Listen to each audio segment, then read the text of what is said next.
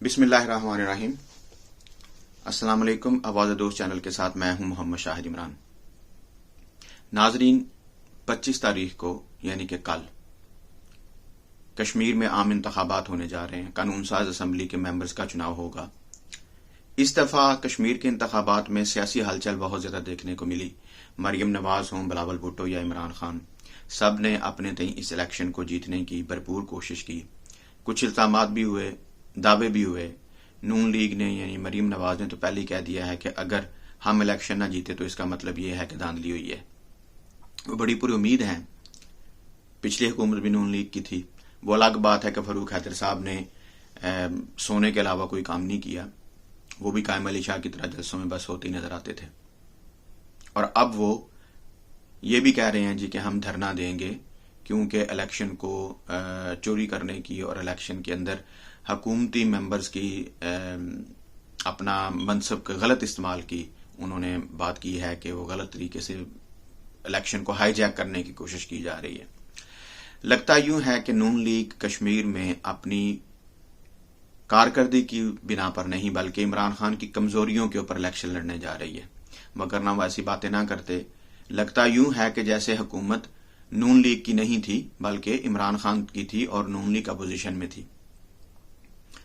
पिछले 5 साल उन्होंने अगर काम किया होता, अवाम में अपनी अच्छी साख बनाई होती, तो उन्हें इस तरह की बातें ना करना पड़ती जैसी कि मरियम नवाज और फरूक हैदर कर रहे हैं। बिलावल भुट्टो ने और आसफा भुट्टो ने भी बड़ी कोशिश की कि इस इलेक्शन के में भरपूर तरीके से शिरकत की जाए। इलेक्शन कैंपेन बहुत अच्छे तरीके से चलाई गई और इमरान खान ने तो आखिर में आके सबको ही पिछाड़ दिया है। बड़ी अच्छे जलसे हुए, उनके भी कामयाब जलसे हुए। ये इलेक्शन इतना अहम क्यों है? अगर इस इलेक्शन को पाकिस्तान में आइंदा होने वाले 2023 के आम इंतखाबात के तनाजुर में देखा जाए तो बात ज्यादा क्लियर होगी कि ये इलेक्शन इतना अहम क्यों है। ये एक तरह से टेस्ट केस है तहरीक इंसाफ की पाकिस्तान में हुकूमत का, नून लीग और पीपल्स पार्टी की अपोजिशन का।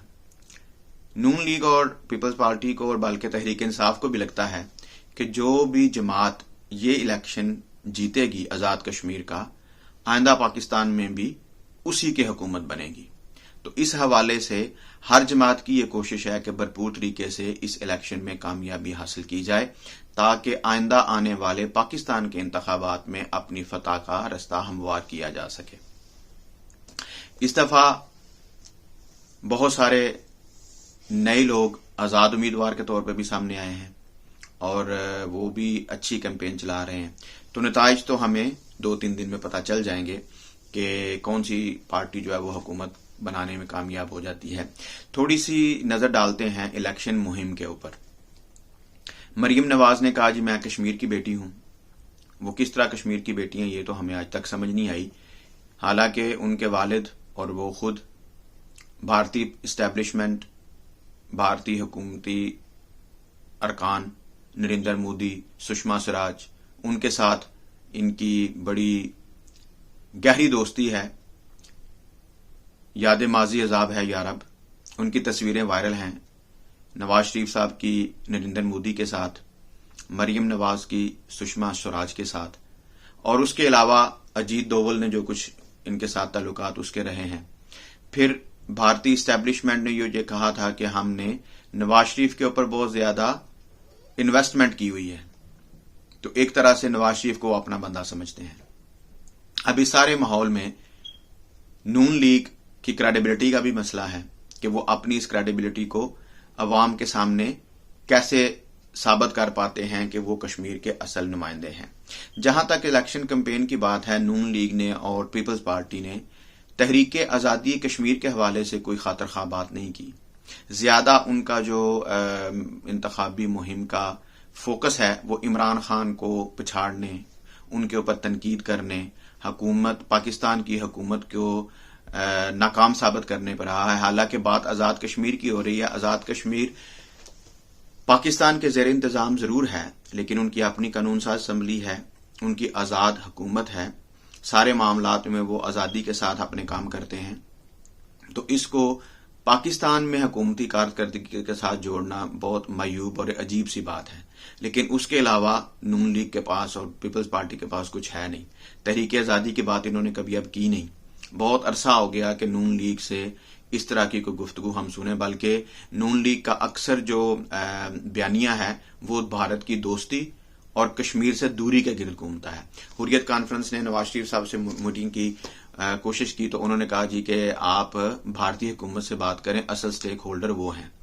اب اس سے آپ اندازہ لگا لیں کہ تحریک آزادی کشمیر کے لیے نون لیگ کتنی سیریس ہے۔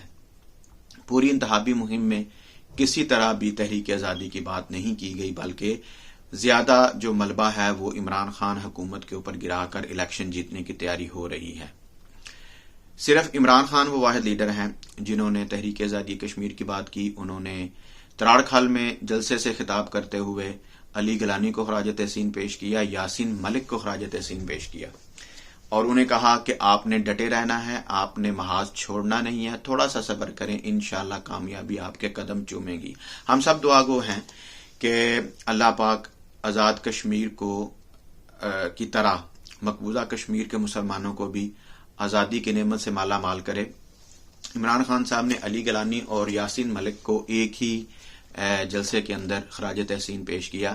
ان دونوں کا نسب العین تو ایک ہی ہے، لیکن ان کی منزل میں تھوڑا سا فرق ہے۔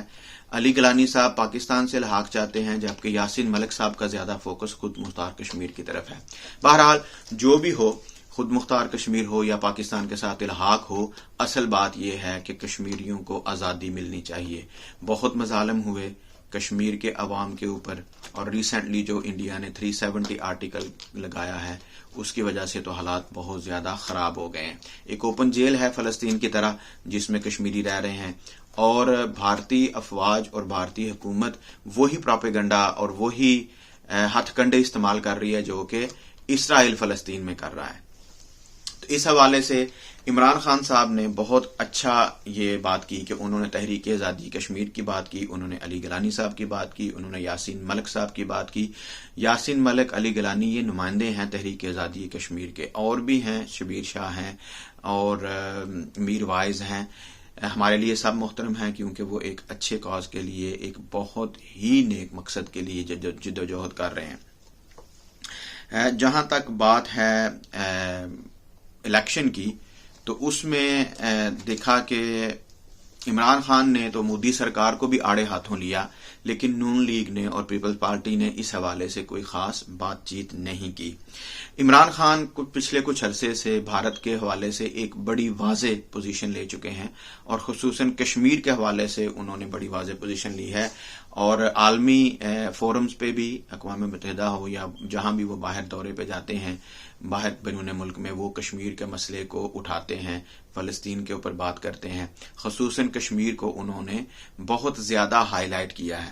تو وہ ایک انتہائی پوزیشن لے چکے ہیں کشمیر کے اوپر، اس سے اب ان کے لیے واپس ہٹنا ممکن نہیں ہے، اور ان کو ہٹنا بھی نہیں چاہیے۔ جو ان کا HBO کے ساتھ انٹرویو ہوا اس میں بھی انہوں نے واضح طور پر کشمیر کی بات کی۔ انہوں نے کہا کہ جب تک کشمیر کا مسئلہ حل نہیں ہوتا، پاکستان اور بھارت کے درمیان دوستانہ تعلقات قائم نہیں ہو سکتے۔ یہ بڑا واضح پیغام ہے۔ حالانکہ نون لیگ اور پیپلز پارٹی ہمیشہ گول مول بات کرتی ہیں، اب کشمیر کے حوالے سے کھل کے بات نہیں کرتے۔ شاید انہوں نے اس کے اوپر چپ سادھنے میں ہی عافیت سمجھ رکھی ہے، لیکن اچھی بات یہ ہے کہ عمران خان صاحب جو انتہائی پوزیشن لے چکے ہیں وہ اس کے اوپر قائم ہیں، اور اب دیکھنا یہ ہے کہ حکومت کس کی بنتی ہے کشمیر میں۔ اگر تو تحریک انصاف حکومت بناتی ہے، جس کے چانسز بہت زیادہ ہیں، میرے خیال میں تو تحریک انصاف ہی حکومت بنائے گی، خواہ وہ سادہ اکثریت سے بنائے یا وہ کسی کے ساتھ مل کے حکومت بنائے، لیکن زیادہ چانسز یہی ہیں کہ تحریک انصاف حکومت بنا جائے گی۔ کشمیر میں اگر تحریک انصاف کی حکومت بنتی ہے تو بھارت کو واضح پیغام جائے گا کہ کشمیری عوام تحریک انصاف حکومت کو اس لیے سامنے لائے ہیں، اس لیے کامیاب کروایا ہے تاکہ تحریک آزادی کشمیر کی بات کھل کر ہو۔ جو پوزیشن لے چکے ہیں مقبوضہ کشمیر کے حوالے سے، اس کو رجسٹر کیا جائے، اور نریندر مودی سمیت بھارتی اسٹیبلشمنٹ، بھارتی حکومت اور بھارت کو یہ پیغام دیا جائے کہ تحریک آزادی کشمیر آزاد کشمیر کے لوگوں کے لیے کتنی اہم ہے۔ ہم تمام کشمیری لوگوں کے ساتھ ہیں، کشمیری عوام کے ساتھ ہیں، چاہے وہ آزاد کشمیر میں ہوں یا وہ مقبوضہ کشمیر میں ہوں، کہ اللہ پاک ان کے ان جذبات کو قبول کرے، انہیں جلد از جلد آزادی کی نعمت نصیب ہو۔ لیکن اگر نون لیگ کی حکومت بنتی ہے تو خدشہ یہ ہے کہ وہی چپ سادھنے والی ہی جو ہے وہ پالیسی اور حکمت عملی رکھی جائے گی، جس کا کہ خاطر خواہ تحریک آزادی کشمیر کو فائدہ نہیں ہوگا۔ تو اس حوالے سے تحریک انصاف اس لیے بھی چاہتی ہے کہ آزاد کشمیر کی حکومت ان کے پاس آئے تاکہ مزید کھل کر بھارت کے ساتھ مقبوضہ کشمیر کی آزادی اور مقبوضہ کشمیر کے حوالے سے بات کی جا سکے۔ اس بات میں کوئی دو رائے نہیں ہے اور کوئی شک نہیں ہے کہ آزاد کشمیر حکومت پاکستان حکومت سے زیادہ مقبوضہ کشمیر کے عوام کی نمائندہ سمجھی جاتی ہے، کیونکہ ان کے ساتھ جذباتی وابستگی بھی ہے، خونی وابستگی بھی ہے، ان کے تعلقات میں ہیں ان کے ساتھ۔ تو اس حوالے سے جو ہے وہ بہت اہم ہے یہ الیکشن، کیونکہ اس کے بعد خارجہ پالیسی جو ہے پاکستان کی بھی اور کشمیر کی بھی وہ بھارت کے حوالے سے مزید واضح ہوگی۔ نون لیگ کی حکومت آئے گی تو گھوم گھوم کی پالیسی آئے گی۔ پیپلز پارٹی تو خیر زیادہ بات کرتی نہیں ہے کشمیر کے اوپر، رہ کے آ جا کے پھر تحریک انصاف ہے کہ اگر وہ کامیاب ہوتے ہیں تو امید ہے کہ وہ تحریک آزادی کشمیر کے حوالے سے اپنے موقف پر قائم رہیں گے اور اس کے حوالے سے خاطر خواہ کوششیں کریں گے۔ عمران خان نے جو تراڑکھل میں جلسہ ہے اس میں بڑی کھل کے حریت کانفرنس اور یاسین ملک کے حوالے سے بات کی۔ میں ناظرین کو بتاتا چلوں کہ تراڑکھل وہ ہے علاقہ جس کے نام پہ ریڈیو پاکستان کا ایک اسٹیشن آزاد کشمیر ریڈیو تراڑکھل بھی ہے۔ میں نے بھی اس میں کچھ عرصہ کام کیا اور تراڑکھل ریڈیو پہ کام کرتے ہوئے مجھے تحریک آزادی کشمیر کو قریب سے سمجھنے، کشمیری عوام کے جذبات سے شناسا ہونے اور اس نیک مقصد میں اپنا حصہ ڈالنے کا موقع ملا۔ تو تراڑکھل اس حوالے سے بڑا تاریخی مقام ہے کہ وہ اصل میں کشمیری عوام، خصوصاً جو مقبوضہ کشمیر کے عوام ہیں، ان کی ایک آواز بھی ہے، آزاد کشمیر ریڈیو تراڑکھل۔ تو یہ بڑا تاریخی موقع تھا کہ تراڑکھل میں کھڑے ہو کے عمران خان صاحب نے واضح طور پر علی گیلانی اور یاسین ملک کو خراج تحسین پیش کیا۔ ایک اور اس الیکشن کی بات، عوامی تحریک کے حوالے سے بھرپور وہ الیکشن میں حصہ لے رہے ہیں۔ عوامی تحریک کی سیاست جو ہے وہ بھی گو کا شکار ہے، کبھی وہ سیاست میں آتے ہیں کبھی چھوڑ دیتے ہیں۔ خصوصاً پاکستان کے حوالے سے جو ہے وہ ان کی پالیسی واضح نہیں ہے۔